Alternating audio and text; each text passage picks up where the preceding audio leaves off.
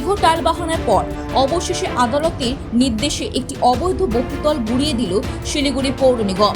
শিলিগুড়ি পৌর নিগমে 47 নম্বর ওয়ার্ডের পাতি কলোনি এলাকা 3 নম্বর রাস্তায় আদালতের নির্দেশে ভেঙে দেওয়া হলো অবৈধ বহুতলটি।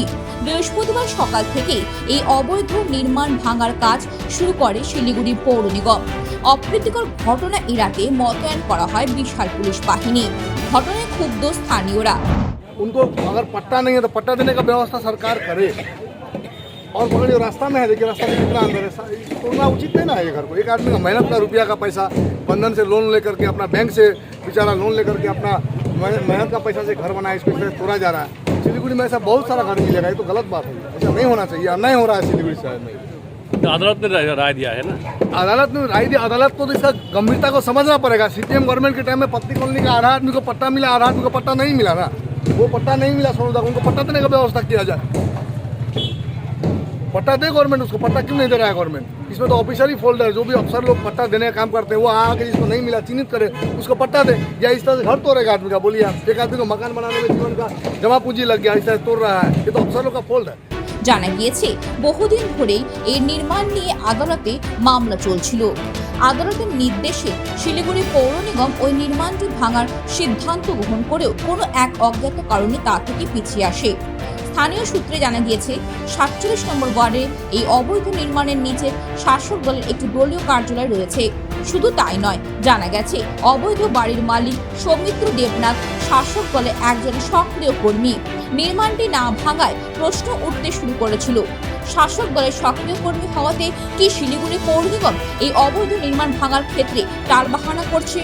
তা নিয়ে বিভিন্ন মহল থেকে প্রশ্ন উঠতে শুরু করে। অবশেষে আদালতের নির্দেশে ওই নির্মাণ ভেঙে গুড়িয়ে দিল শিলিগুড়ি পৌর নিগম। এই বিষয়ে পৌর নিগমের ডেপুটি মেয়র রঞ্জন সরকার জানান, তারা কোনোভাবেই অবৈধ নির্মাণকে প্রশ্রয় দেওয়া যাবে না। বোর্ডের ক্ষমতায় আসার পর থেকে একাধিক অবৈধ নির্মাণ তারা ভেঙে ফেলেছে।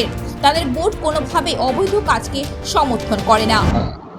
47-এর বিষয়টা নিয়ে বহু চর্চা হয়েছে, আমাদের পার্টিকে মেলাইন করা হয়েছে, বারবার আমাদের উপরে অভিযোগ আনা হয়েছিল, কিন্তু আমাদের লক্ষ্য একদম পরিষ্কার যে আমরা নতুন করে কোনো বেআইনি বিল্ডিং আমরা করতে দিচ্ছি না। এটা ইতিহাস যে প্রায় 150-এর উপরে বিল্ডিং আমরা 2 বছরের মধ্যে বেআইনি বিল্ডিং আমরা ভেঙেছি, সরিয়েছি বহু কয়েকশো। নদীর পাশে যারা বেআইনি খাটাল করে বসেছিল তাদের অনেককেই আলোচনার মাধ্যমে তারা সরে গেছে। আমরা আমাদের এই যে বিষয়গুলো, এগুলো আমরা কোনো দিকে না তাকিয়ে শহরে যানজটমুক্ত করা, শহরে অবৈধ বিল্ডিং হতে না দেওয়া, পরিষ্কার পরিচ্ছন্নতা রাখা এবং গ্রিন করা, শিলিগুড়িকে ক্লিন করা, এটা হচ্ছে আমাদের মোটো। সেই কাজ আমরা করছি। 47-এর যে বিল্ডিংটা আজকে ভাঙা হয়েছে সেটা অনারেবল কোর্টের নজরদারিতে ছিল, তার অর্ডারের মাধ্যমেই আমরা শুধু এটাকে এক্সিকিউট করেছি, বাকিটা কোর্টে ছিল, কোর্ট যা সিদ্ধান্ত নিয়েছে আমরা সেটাকে পালন করেছি।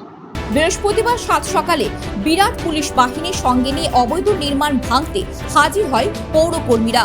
নিমেষের মধ্যে হাতুড়ি দিয়ে গুড়িয়ে দেওয়া হয় বহুতল নির্মাণটি। চোখের সামনে এভাবে তিল তিল করে গড়ে ওঠা নির্মাণ ভেঙে গুড়িয়ে দেওয়া স্থানীয়রা খুব দৌড়ে ওঠে। তারা দাবি জানায় যে সমস্ত মানুষজন পাট্টা পায়নি, তাদের পাট্টা দেওয়ার ব্যবস্থা করুক রাজ্য সরকার। এইভাবে লক্ষ লক্ষ টাকা লোন নিয়ে নির্মাণ তৈরি করার পর সেই নির্মাণ ভেঙে দেওয়ায় মানুষের কতটা ক্ষতি হয় তা বোঝানোর চেষ্টা করেন স্থানীয়রা।